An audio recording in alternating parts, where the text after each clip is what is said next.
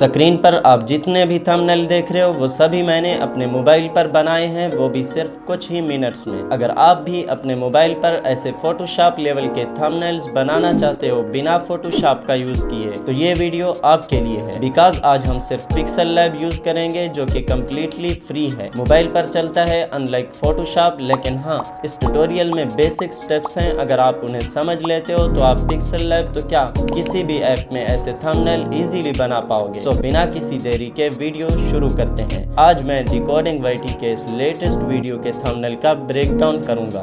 मैं material collect करने के लिए पिंटरेस्ट का इस्तेमाल करता हूं, तो पिंटरेस्ट को ओपन करता हूं, यहां पर सर्च करता हूं ऑडियो वेव।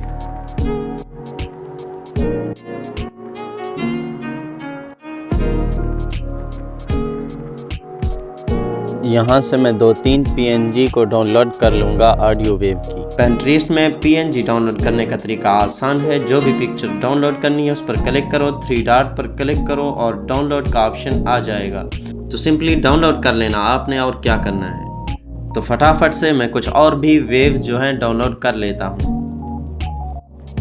अब मैंने ग्रो वाला एरो डाउनलोड करना है तो उसे सर्च कर लेता हूँ।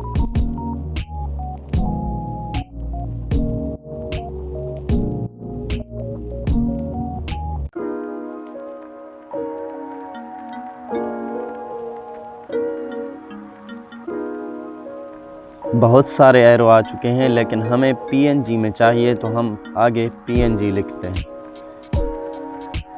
अब एरो तो बहुत आ गए, लेकिन हमें जो चाहिए वो हमें ढूंढना पड़ेगा। तो हमने डाउनलोड करना है, वो है तो इसी तरह का, लेकिन देखते हैं कोई इससे भी अच्छा मिल जाए। इससे बेटर मुझे कोई ना मिला तो मैं इसे ही डाउनलोड कर लेता हूँ। डाउनलोड करने का तरीका वही सेम रहेगा जो मैंने पहले आपको बता दिया है। डिकोडिंग वाईटी ने अपने थंबनेल में FX का PNG यूज़ किया, तो उसे डाउनलोड करने के लिए मैं बहुत बार सर्च करता रहा FX PNG, FX primer pro icon, लेकिन मुझे ना मिला। तो कोई प्रॉब्लम नहीं है, हम उसे पिक्सल लैब में ही बना लेंगे। वैसे तो जब थंबनेल बनाते हैं तो एक स्केच को सामने रखते हैं इस तरह के, लेकिन मैं डिकोडिंग वाईटी के थंबनेल का ब्रेक डाउन कर रहा हूं तो मैं उसे ही सामने रखूंगा। इसे कैनवास में सेट करते हैं और फिर इस पर एक ग्राफ ऐड करते हैं। ग्राफ पर क्लिक करने से ग्राफ तो ऐड हो जाएगा, लेकिन हमने इसकी सेटिंग करनी है। थोड़ी सी मिस्टेक हो गई तो इसे मैं कैनवास में सेट करता हूं और फिर इसे लॉक कर देंगे। और ग्राफ में जो नीचे आपको सेटिंग का ऑप्शन दिख रहा है, इसमें आकर हम हर एक लाइन को पकड़कर हम हर चीज़ पर रखेंगे। जैसे कि मैं टेक्स्ट के ऊपर एक लाइन रख दी है और इसके नीचे भी रखूँगा, ताकि मुझे पता चले इसके अंदर मैंने टेक्स्ट लिखना है। इसकी सही से एडजस्टमेंट करके एक दूसरी लाइन को पकड़ूँगा और इसको मैं एरो के इर्द गिर्द लगा दूँगा। एरो के एक साइड पर लगाऊंगा और फिर दूसरी साइड पर, यूँ मुझे पता चलेगा कि मैंने एक एरो में भी लगानी है। इस तरह प्रो के एक साइड लेफ़्ट साइड में भी और राइट साइड में भी लगाऊंगा, ताकि पता चले कि हमारे टेक्स्ट का साइज़ कितना है। यस, और इसी तरह एरो को भी लाइनों के अंदर खड़ा करेंगे ताकि पता चले एरो का साइज़ कितना है। इसी तरह सारे एलिमेंट्स को मैं लाइन के साथ कवर करूंगा, फिर आपको एडिटिंग दिखाता हूं, यानी डिज़ाइनिंग। इन सब एलिमेंट को मैं फटाफट से लाइन से कवर कर देता हूं, फिर आपको दिखाता हूं आगे का प्रोसेस। इस सारी छेड़खानी के बाद मैं जाऊंगा लेयर में जाकर जो मैंने डिकोडिंग वाईटी का थंबनेल एग्जाम्पल के तौर पर रखा हुआ था उसे मैं आंख पर क्लिक करके बंद कर दूंगा, यानी अनहाइड। अब स्टार्ट करते हैं आगे का काम, यानी थंबनेल डिज़ाइनिंग। सबसे पहले तो मैं टेक्स्ट में जाकर मैं टेक्स्ट लिखता हूँ। कैपिटल वर्ड में मैं नूब लिखने के बाद डन पर क्लिक कर दूंगा। हम इसके साइज़ की एडजस्टमेंट करते हैं अभी के लिए। एडजस्टमेंट के बाद हम आएंगे फॉन्ट में। अभी के लिए मैं एक सिंपल सा फॉन्ट यूज़ करता हूँ, लेकिन आपको डिस्क्रिप्शन और पिन कमेंट में मैं डिकोडिंग वाईटी का फॉन्ट जो है सब के सब दे दूँगा। तो टेंशन लेने का नहीं, देने का है। सिंपल का मतलब ये भी नहीं है कि मैं बिल्कुल सादा फ़ॉन्ट यूज़ करूँगा। फ़ॉन्ट वही यूज़ करूँगा जो डिकोडिंग वाइटी इस्तेमाल करता है, लेकिन जो इस लेटेस्ट वीडियो के थंबनेल में जो फ़ॉन्ट यूज़ किया है वो अभी मैंने डाउनलोड नहीं किया। उसको डाउनलोड भी करूँगा आपके सामने और दिखाऊँगा भी कैसे हम जान सकते हैं एक फ़ॉन्ट का नेम, कहाँ से उसे डाउनलोड करेंगे। सब कुछ इस ट्यूटोरियल के साथ साथ आपको दिखाता और बताता और सिखाता जाऊंगा, तो आपके जहन में वीडियो को छोड़ने का ख्याल तक भी मत आए। अगर मैं इस ग्राफ को ऐड ना करता तो यकीनन ये नूब का जो टेक्स्ट है ये भी नूब सा लगता, लेकिन मैंने चालाकी की और ग्राफ को ऐड किया। इस तरह मुझे पता चल गया कि नूब का जो साइज़ है वो इतना है। इसकी थोड़ी बहुत एडजस्टमेंट मैं अभी भी कर रहा हूँ पोजीशन के अंदर आकर, ताकि ये लाइनों के अंदर फिट आ जाए। नूब के बाद हमने प्रो ही लिखना है, तो नूब की ही कॉपी करेंगे यानी टेक्स्ट की। तो एडिट में आएंगे और एडिट में जाकर हम नूब को डिलीट करके प्रो लिखते हैं।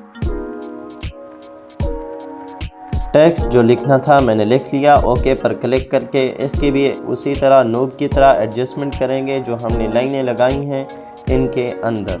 जो कुछ उंगलियों की मदद से होना था वो मैंने कर लिया। अब मैं आऊँगा पोजीशन में और पोजीशन में जाकर इसे थोड़ा थोड़ा हिलाऊँगा। जो मूव बाई यानी 1 पिक्स है उसे 1 कर लूँगा। जो लाइन है उसे पीछे की तरफ खींचकर अब मैं इधर उधर इसको थोड़ा सा घसीटूँगा। इसकी एडजस्टमेंट तो हो चुकी है। अब मैं आगे सोचता हूँ कि आगे क्या करना है। हाँ, मैं जाऊँगा लेयर में और इन दोनों को लॉक कर दूँगा, ताकि मैं जो आगे काम करूँगा उसकी वजह से ये हिल ना जाएँ अपनी जगह से। ये तो मैंने खाली टेक्स्ट लिखा है। इसके बाद हम इस पर इफ़ेक्ट्स भी लगाएंगे। थोड़ी सी मुझे एडजस्टमेंट गलत लग रही थी तो वो मैंने पोजीशन से आकर कर ली है। तो मैं पिक्चर के ऑप्शन को ढूंढकर एक पिक्चर इंपोर्ट कर लूँगा।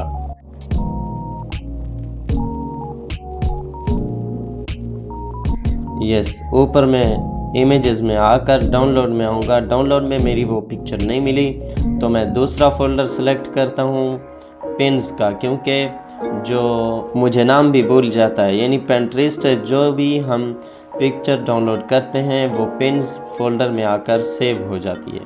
तो ये ग्रो वाला जो एरो है ये हमारे फोल्डर में आ गया है। तो इसका हमने बैकग्राउंड रिमूव करना है।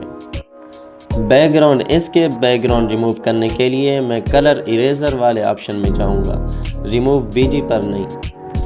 इसमें जो दूसरे वाला सिलेक्ट एरिया का ऑप्शन है इस पर क्लिक करूंगा और जो रेक्टेंगल का जो शेप है इसे मैं सिलेक्ट कर लूँगा। इसके बाद में जो 2 मास्क वाले आपको ऑप्शन दिख रहे हैं इसको फिल करने के बाद हम उन्हें चेक करेंगे। यस, हमारा बैकग्राउंड रिमूव हो चुका है।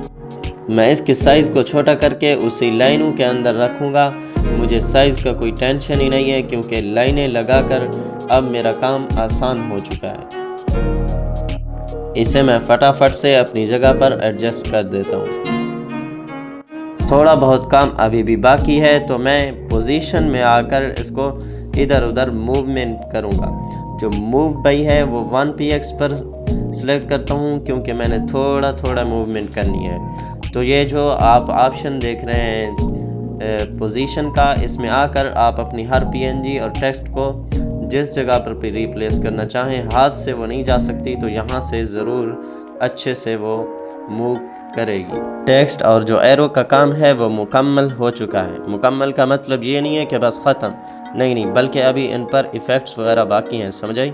राइट, मैं ग्राफ को हटाकर देखता हूँ कि ये हमारे जो टेक्स्ट हैं वो कैसे लग रहे हैं। इतना वक्त आप थंबनेल बनाने में नहीं लगाते, इस वजह से आपके व्यूज़ भी नहीं आते। ये ग्राफ और ये सब कुछ आपके फ़ायदे के लिए लगाया गया होता है, तो इसको भी यूज़ कभी कर लिया करो। जो टेक्स्ट की साइड में लाइनें लगी थी उन्हें मैं रिमूव कर रहा हूँ। हर एक लाइन पर जो मैं हाथ रखता हूँ और फिर इधर रिमूव पर क्लिक कर देता हूँ तो ये सब रिमूव हो गई हैं। फिर से ये काम मैं फटाफट से कर लेता हूँ। अब मैं लेयर में जाऊंगा और डिकोडिंग वाइटी वाले वो एग्जाम्पल थंबनेल को ऊपर कर लूँगा। यहाँ पर भी मैं ग्राफ की मदद लूँगा और उसी से हर एक लाइन को मैं लेयर के ऊपर और नीचे रख दूँगा। ये लाइनों का काम यानी गिराफ का काम तो मैंने फटाफट से कर लिया है। अब मैं शेप टूल में जाकर शेप को लूँगा और उसकी ओपेसिटी कम करके मैं हर एक जो लेयर है वो क्रिएट करूँगा शेप टूल के साथ। इसका मैं साइज़ वगैरह जो है ओपेसिटी मैंने इसी वजह से कम की है ताकि मुझे पता चले इसका साइज़ मैंने कितना रखना है।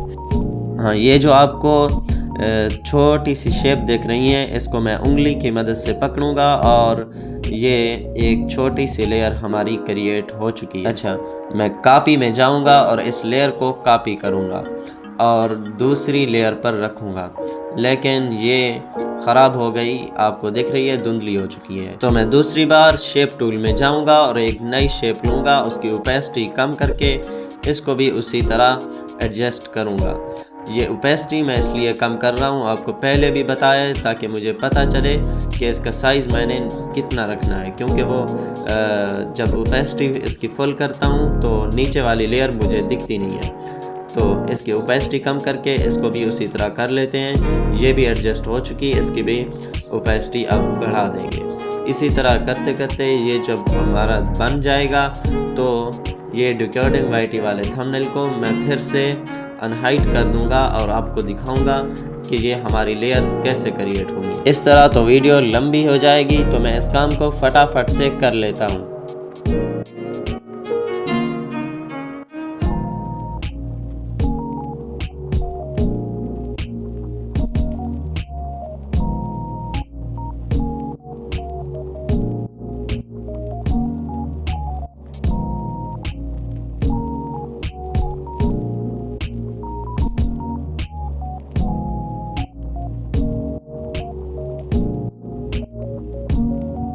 शेप को परफेक्ट अपनी जगह पर रखना ज़रा मुश्किल है, तो जूम वाले ऑप्शन में आकर 2 उंगली की मदद से ऊपर खींचेंगे अपने कैनवास को तो जूम हो जाएगा। काम वही है जो मैंने पहले आपको बता दिया था कि ओपेसिटी कम करके इसके साइज़ को उसी तरह एडजस्टमेंट करनी है। जब ये परफेक्ट हो जाए तो इसकी ओपेसिटी फुल कर देनी है। मैं फिर से वीडियो की स्पीड को बढ़ा देता हूँ ताकि वीडियो लंबी ना हो जाए।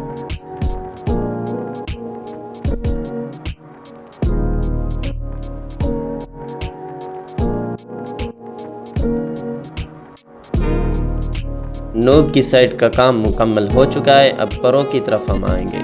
लेयर क्रिएट करने का प्रोसेस वही रहने वाला है, सिर्फ फ़र्क रंगों का है, तो वो मैं आपको आगे बता दूंगा कि कैसे बनाने हैं। फटाफट बन जाओ लेयर्स।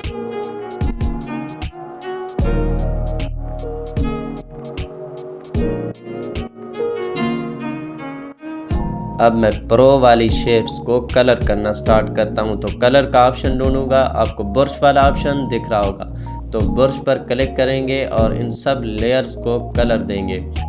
तो प्लस पर क्लिक करके हम अपना कलर क्रिएट करेंगे पर्पल का। इसी तरह मैं हर लेयर को कलर कर देता हूं फटाफट से। अब मैं शेप टूल में जाकर एक शेप लूँगा और उसे लाइन की तरह बना दूंगा, यानी एक लाइन। हाँ, वही लाइन जो नोब और प्रो के दरमियान में रखी हुई थी सेंटर में। यस, ये क्रिएट हो चुकी है।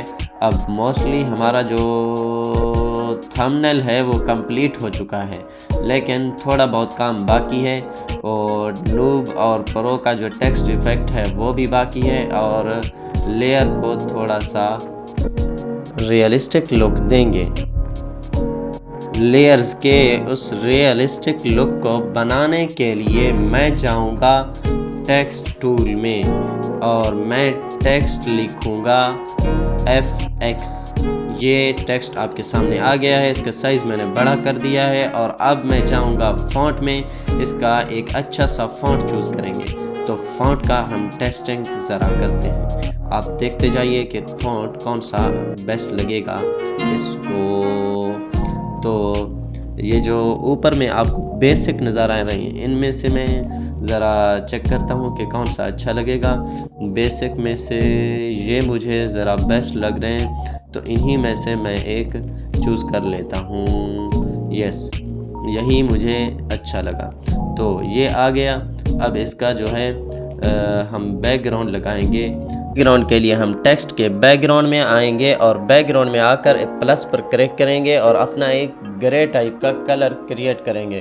तो ये मैं बना रहा हूँ, आप देख रहे हैं कि जो 3 लाइनें आपको नज़र आ रही हैं, नीचे वाली ओपेसिटी की है और ऊपर वाली 2 कलर्स की हैं। तो ब्लैक पर मैंने ऊपर वाली लेयर को ब्लैक पर सिलेक्ट किया है और दूसरी को जो है मैंने सफ़ेद की तरफ, और यूँ जो दूसरी है उसे मैं ज़रा ग्रे की तरफ खींचूँगा तो हमारा ग्रे टाइप का जो बैकग्राउंड है वो क्रिएट हो चुका है। अब इसके थोड़े से हम जो नीचे वाली सेटिंग्स हैं, यानी लेफ़्ट पेंडिंग और राइट पेंडिंग, टॉप पेंडिंग, इस तरह ऊपर नीचे के जो बैकग्राउंड का साइज़ है वो हम क्रिएट करते हैं। थोड़ा सा ग्रेडियंट्स भी बढ़ाएंगे। जब ये क्रिएट हो जाता है तो हम इसको अपनी लेयर के साइड पर लगा देंगे। जब बैकग्राउंड रेडी हो जाएगा तो हम इसका साइज़ को छोटा करेंगे। जब साइज़ छोटा करते हैं तो बैकग्राउंड भी इसके साथ मैच नहीं करता, ज़रा ख़राब हो जाता है। तो फिर हम उसी लेफ़्ट राइट टॉप बटन जो है उसको ज़रा ऊपर नीचे करके अपना बैकग्राउंड फिर से परफेक्ट करेंगे FX के मुताबिक। तो ये सब होने के बाद हम इसको लेयर के साइड में लगा देंगे। पोजीशन में आएंगे और इसे ज़रा घसीटते जाएंगे लेफ़्ट की तरफ तो राइट की तरफ। अच्छा, जैसे भी समझो, जिस तरफ भी समझो। हाँ, ये मूव हो चुका है, अब ये लेयर की साइड पर लग चुका है। इसी की मैं कॉपी करता जाऊँगा, सब लेयर्स पर इसी को ही लगा दूँगा। ये काम मैं ज़रा फटाफट से करता हूँ। मैं लेयर में जाऊँगा, पेंसिल पर क्लिक करके कॉपी करूँगा और इन सब की कॉपी करने के बाद जो है कॉपी हो चुकी है। अब इसको इस तरह जो पोजीशन वाला ऑप्शन है इस पर आकर मैं इसको side, left side, right might करके इसको लेयर की साइड में लगा दूँगा। थोड़ा सा वीडियो की स्पीड बढ़ा दूँ, है ना? हाँ, वरना वीडियो लंबी हो जाएगी, समझ आई?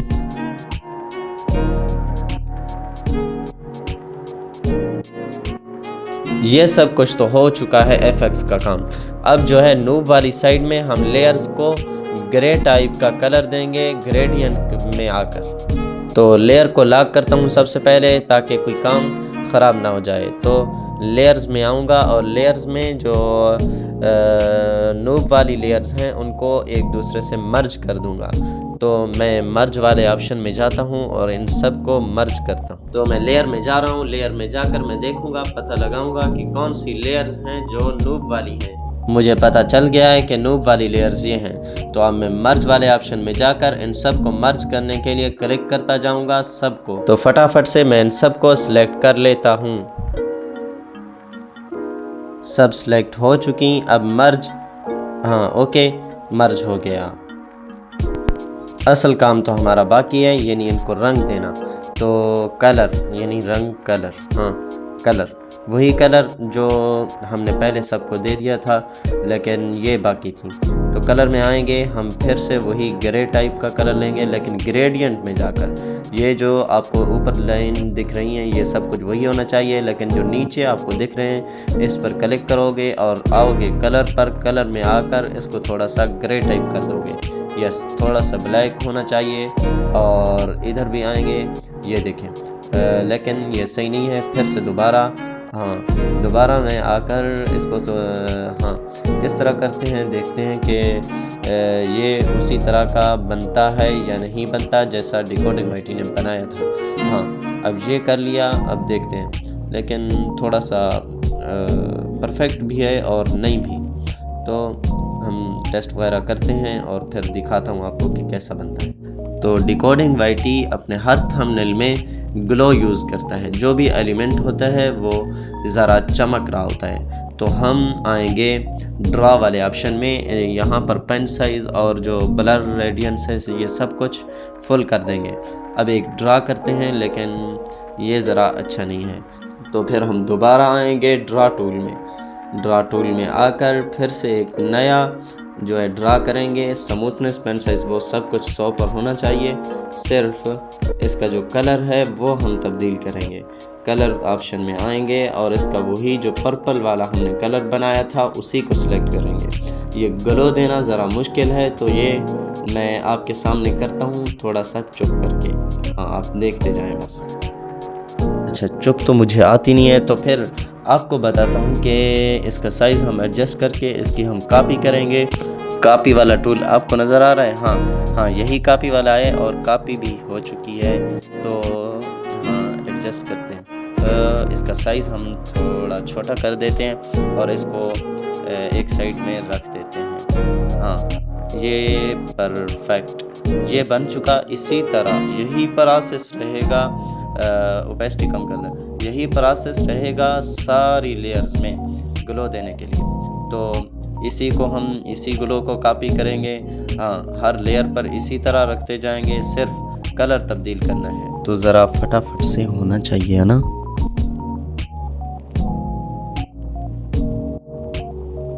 ये सब होने के बाद मैं लेयर वाले ऑप्शन में आऊँगा और मर्ज में जाऊँगा और सिलेक्ट करूँगा हर एक ग्लो को जो मैंने ग्लो लगाया था। तो इसको हम मर्ज कर देंगे। ग्लो वाली शेप्स को हम मर्ज क्यों कर रहे हैं आपको पता है? हाँ, मर्ज इसलिए कर रहे हैं कि जो हमने FX के आइकन लगाए थे, ये ग्लो हमारा उनके ऊपर आ चुका है। तो हम इसको घसीट कर FX के जो आइकन हैं उनके नीचे कर देंगे बस। अब वक्त आ चुका है कि हम नूब को दें सिल्वर वाला टेक्स्ट इफ़ेक्ट। मैंने नूब की लेयर को लॉक कर दिया था। मैं लेयर में जाकर उसे सिलेक्ट करूंगा और मैं आऊँगा टेक्स्ट वाले ऑप्शन में जो आपको ए दिख रहा है, कैपिटल ए। हाँ, यहाँ पर आकर कलर पे क्लिक करके ग्रेडियंट में आकर यहाँ पर मैं कलर दूंगा। ये जो दरमियान में आपको दिख रही है प्लस में, अगर आप क्लिक करते हो दरमियान में भी एक कलर वाला ऑप्शन आ जाएगा, इसे भी हम कलर फिल करेंगे। हाँ, इसे ज़रा वाइट करते हैं फिर देखते हैं। हाँ, तो जो दोनों साइड्स हैं उनको हम ज़रा ग्रे टाइप करेंगे, ग्रे वाला कलर देंगे, देखते हैं।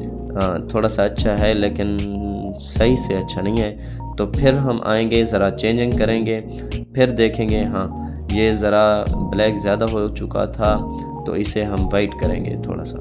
हाँ, वाइट की तरफ ले आएंगे तो मेरे ख़्याल में ये परफेक्ट है।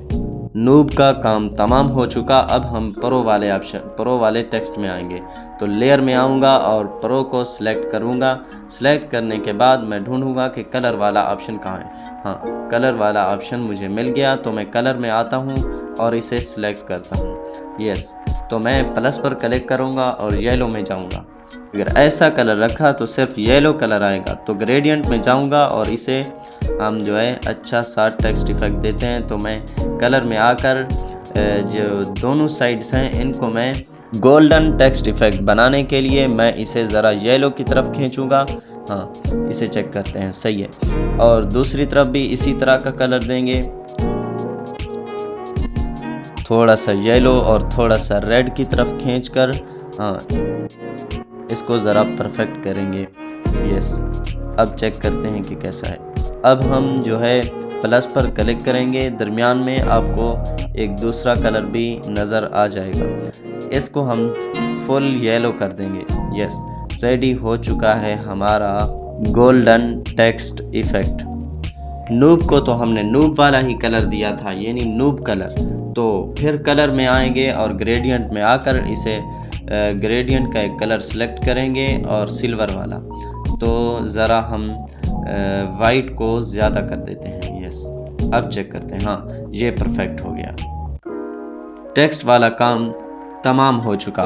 अब हमने ग्रो वाले एरो को ग्लो देना है। तो लेयर में आकर इसे सिलेक्ट करेंगे। सिलेक्ट होने के बाद हम ढूंढेंगे शेडो वाले ऑप्शन को, शेडो टूल को। शेडो में आकर इसे शेडो देंगे तो ख़ुद ब खुद ग्लो जो है वो क्रिएट हो जाएगा। हाँ, प्लस पर क्लिक करके हम इसका कलर ग्रीन कर देते हैं। थोड़ी सी ओपेसिटी वगैरह की चेंजिंग करेंगे, ब्लर की भी। अब ये रेडी हो चुका है।